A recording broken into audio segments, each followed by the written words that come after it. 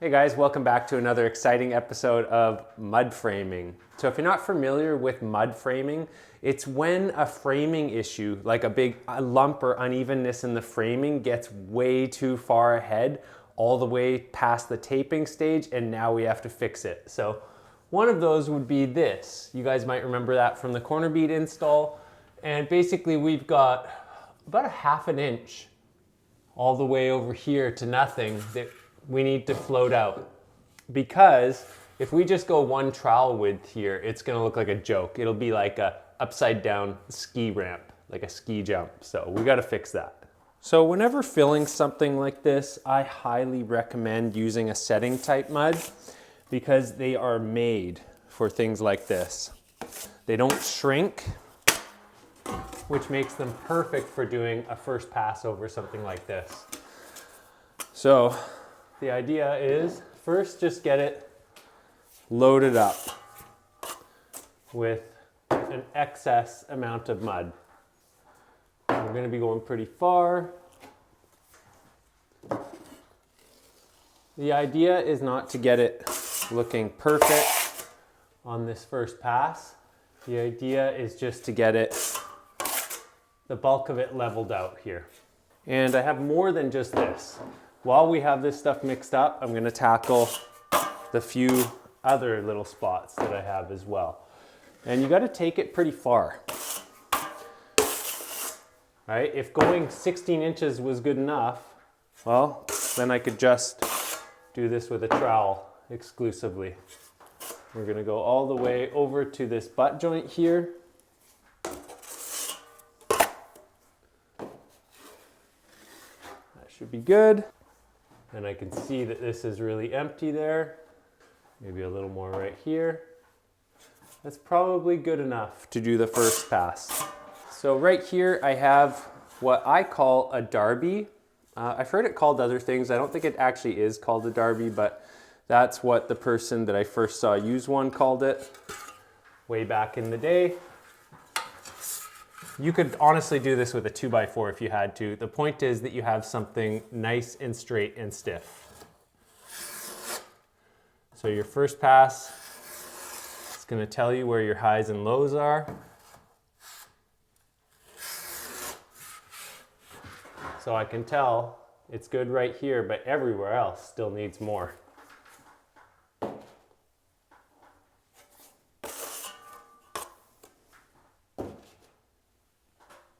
Oh, it just fell right in between my eyes.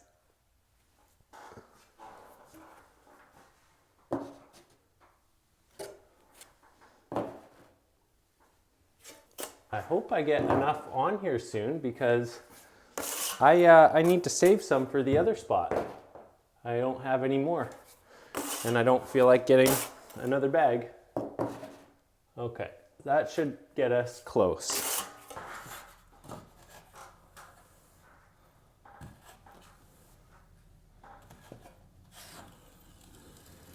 There we go.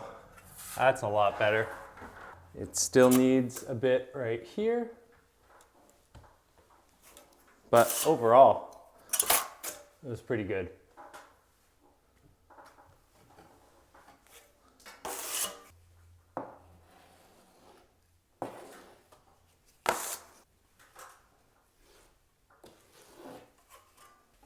Okay, this should be the last pass.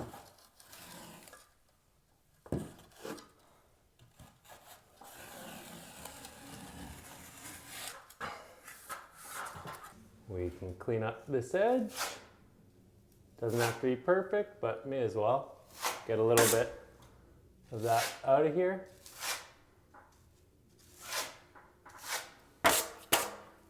And then we've got this edge. That's pretty good. I can live with that. So we got a couple of big bubbles under there. It's no big deal. They'll get filled in with the next coat. And you can see it's really hard to get the edge perfect. Again, not a big deal. This is gonna get 2 more coats. We'll scrape that lift off down and give it 2 more coats once it sets up.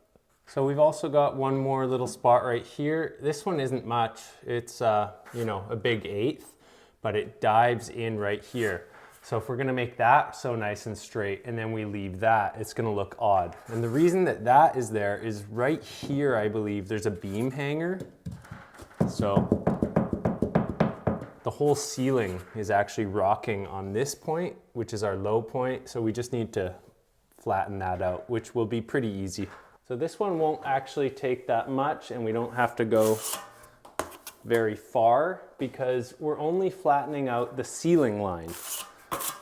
So what I mean is that basically anything further than about 6 inches to a foot away from this ceiling line isn't going to be very visible and doesn't need to be corrected.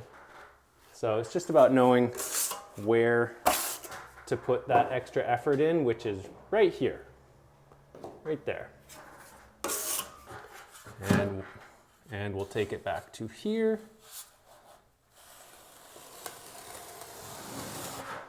That's pretty good, just like that. You can see it was touching here, and it's left all that pretty nice and flat. With the only thing needing a little work is just that one bit right there. So as we can see, the point of that was just to straighten out that ceiling line, which is a good thing because it's the first thing you see when you walk in.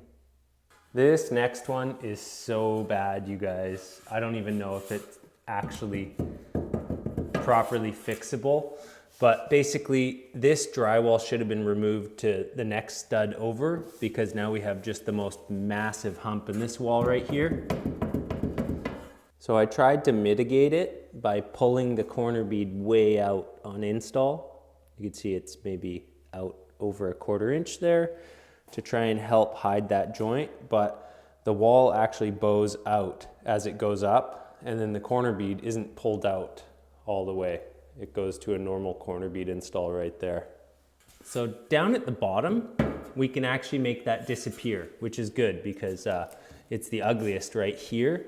But as we go up, it rocks more and more until about right here is the peak. And so to give you an example, from right here to here is like 1/2 inch. And there's just really no way to make that totally disappear. So we're just gonna fill in either side of this and hope that you can't actually see this big wave in the wall. But yeah, the worst part of it is right here. So that's where the most amount of mud is needed. You know, it's always leaving the old stuff on that causes this kind of problem. When you start fresh, this doesn't happen. But here we are. It's okay. We'll just make it as good as we can make it.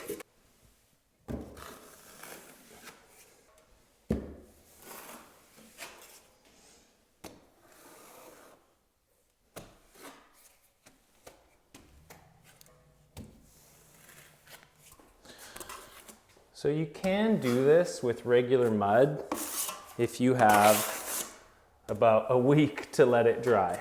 Can be done.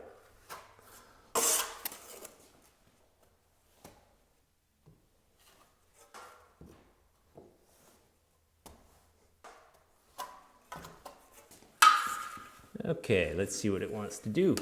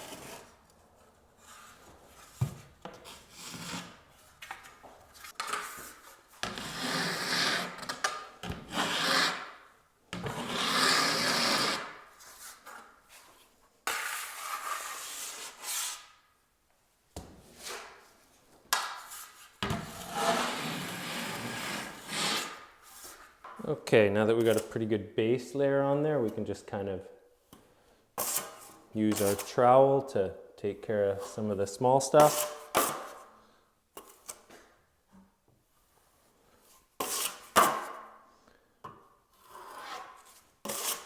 I probably should have left it how it was. It was pretty decent. Good enough. So this we can just kind of blend in.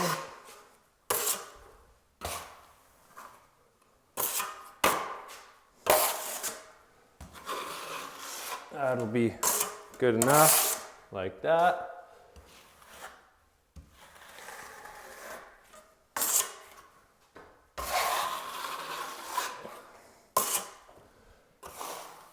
Okay, I can live with that.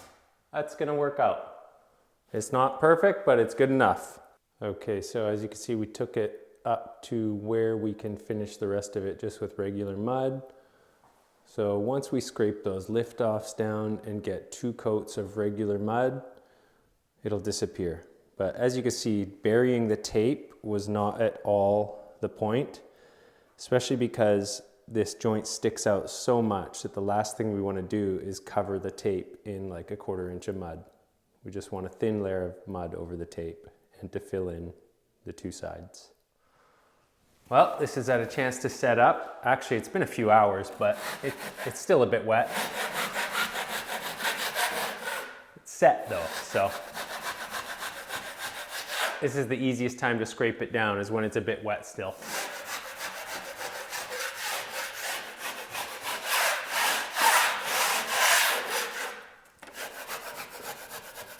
So the whole idea is that most of it was left either flush or slightly below, these 2 surfaces. So there's not a lot of sanding or anything to do.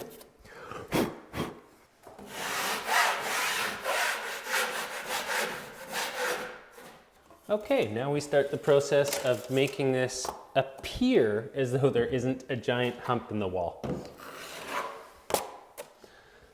Go a little wider than what I had already done.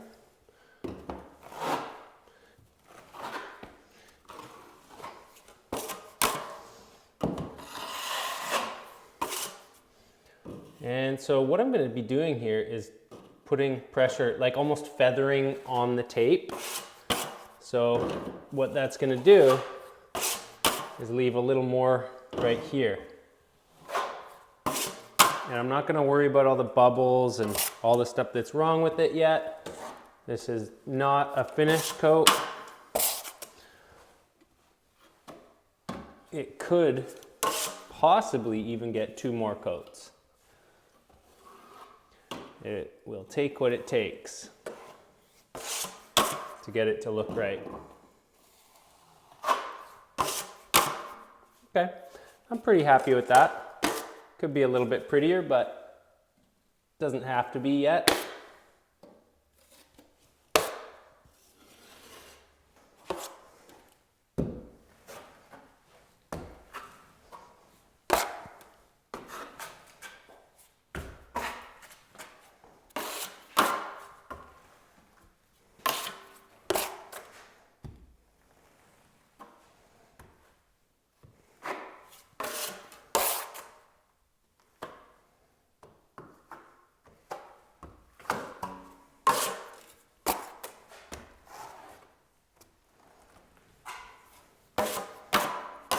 Okay, so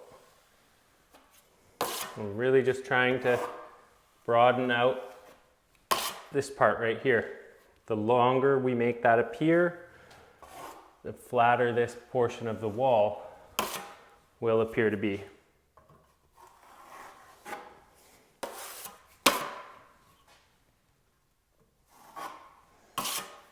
Okay, we got a couple of, I'll do that in a second. I'll get you guys up closer.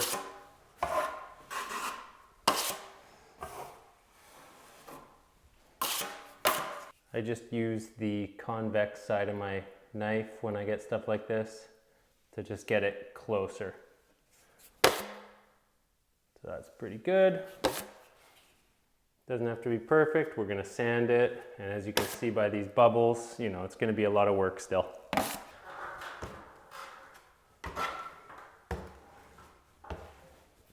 And I could, at this point, be working a little harder to try and get rid of the bubbles, but it's just sort of, they're there. And I'll just skim it out really hard on the final coat instead of stress right now.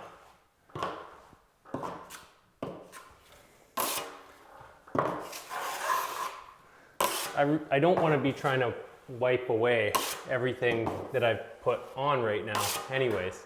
I'm trying to actually leave something on there so that there's some material to sand down and achieve a yet flatter appearing surface. So that's why I'm not sweating too much about those bubbles.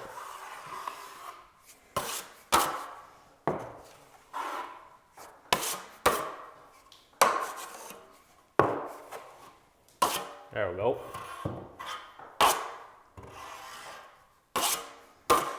So we are one step closer to it. Again, as you can see, I didn't bury the tape as much as I usually do because I'm trying to build out beside it, not over top of it. Okay, so this one is actually a lot easier than the other one because this one is now actually pretty close to being flat. So all it needs is 2 coats over top of it during the regular course of my coating. Like it's now as easy to tie in as like a corner bead.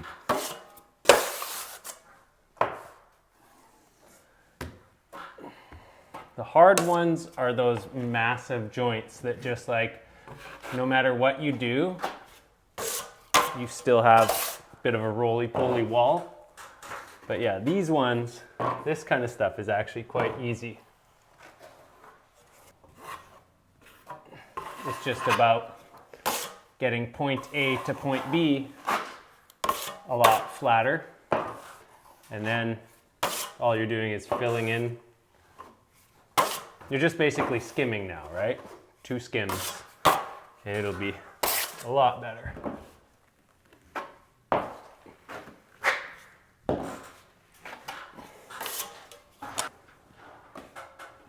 So right here we got a big butt joint, and we're just gonna coat that like I would normally coat a big butt joint, which is, you know, lots of mud on both sides.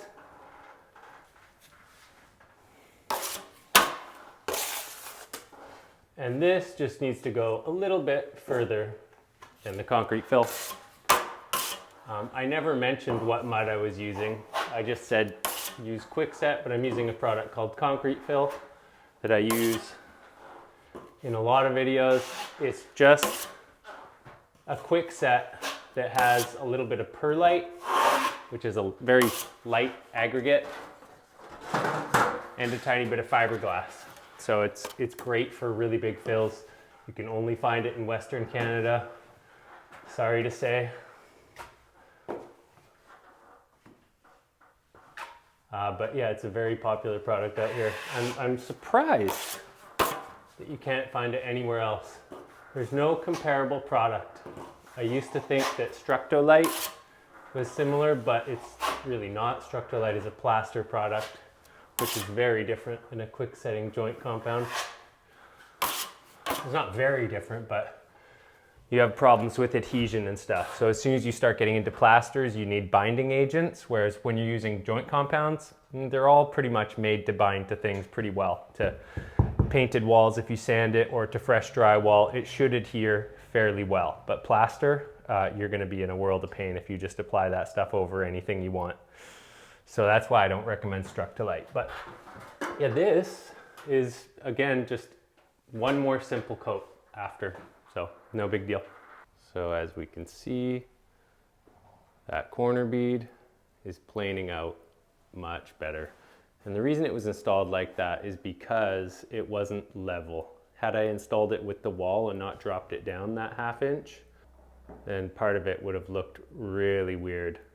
It would have been this part. You would have been able to see that the right-hand side went up a 1/2 inch, whereas right now it's really nice and level. And I couldn't tell you if this plane is level, but it doesn't have to be level, it just needs to appear flat. So I really wanted to be done here with both the video and just coating it, but that's not going to be the case. There are a ton of bubbles here, and I feel like there's a light behind the camera that you guys can't see, a window, and it shines across. And I think if I don't do one more last effort to spread this out a little bit further, it's going to be visible after paint. So let's take care of that. Down here, it's pretty good. It's not until, where does it start? Right about here is where we need to straighten it out. It starts rocking. And then of course, by the middle where that visible tape is, it's crazy, right? There's like, if I even it out, there's about a 1/4 inch on each side.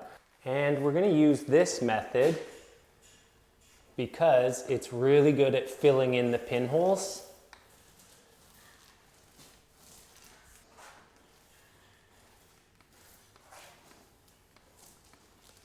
A lot of chunks in the mud.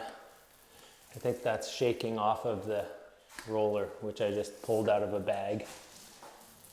Hopefully that doesn't cause me any major problems. It's gonna cause some for sure.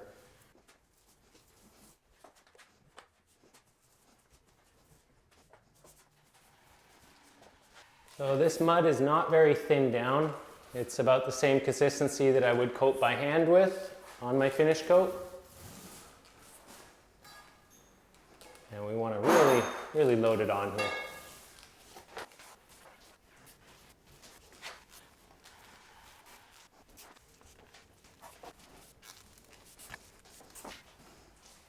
Really force that mud in there. There we go. Okay, so this is a skimming blade, not to be confused with the Derby. This one will conform to uneven surfaces.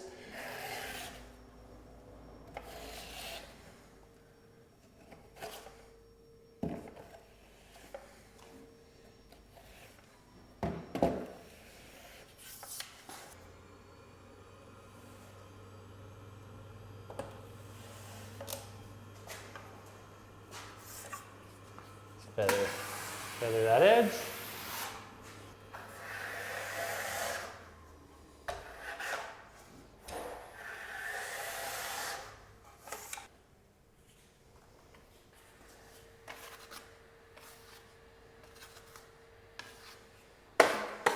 Okay, let's get something like a finish pass here. Feather.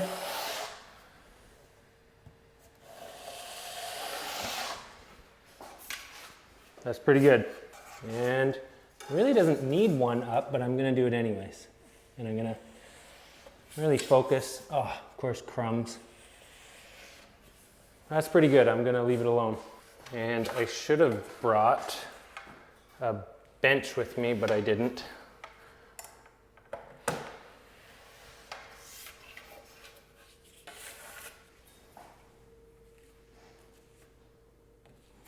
It doesn't have to be perfect at this point. I can come back and tune it up, but still want to get it as close as possible.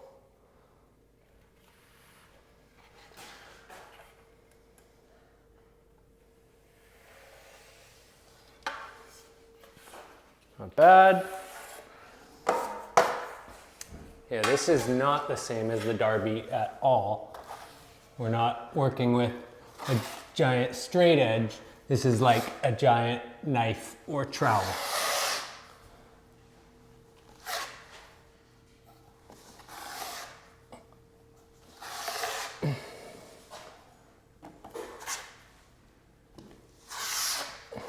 We can now do a finish pass.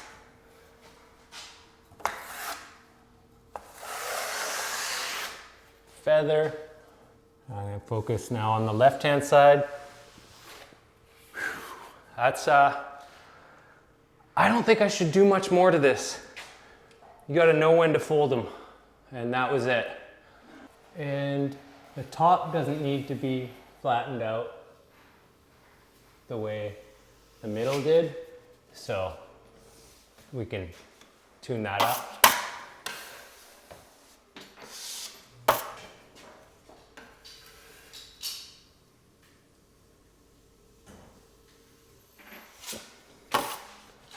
One more right there.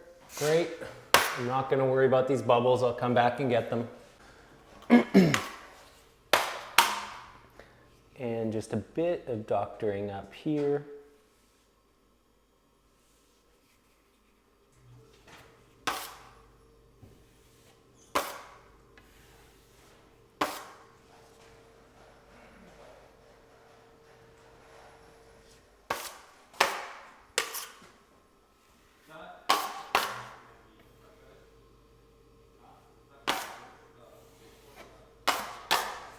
Get a moving start.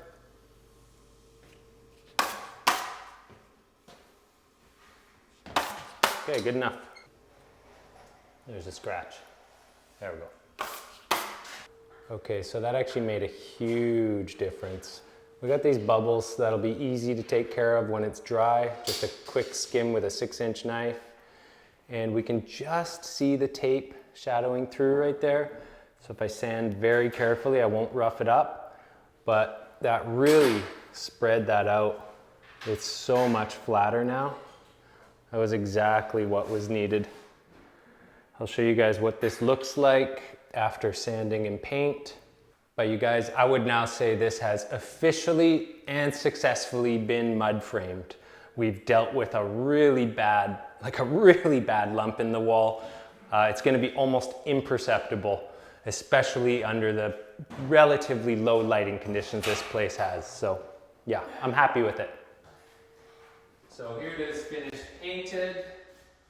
As you can see, you can't see anything. So even though there is technically a massive hump in this wall, it's impossible to see because it was spread out enough. You need like at least a foot of flat to not be able to see that sort of 1/2-inch hump in the wall. So that's what you need to try and achieve, is about 1 foot to maybe 8 inches of like flat space. Arcing. Anyways, that's that. Job's done. I'm going home. Thanks for watching. Terrible echo. Thank God for voice isolation things in Final Cut Pro.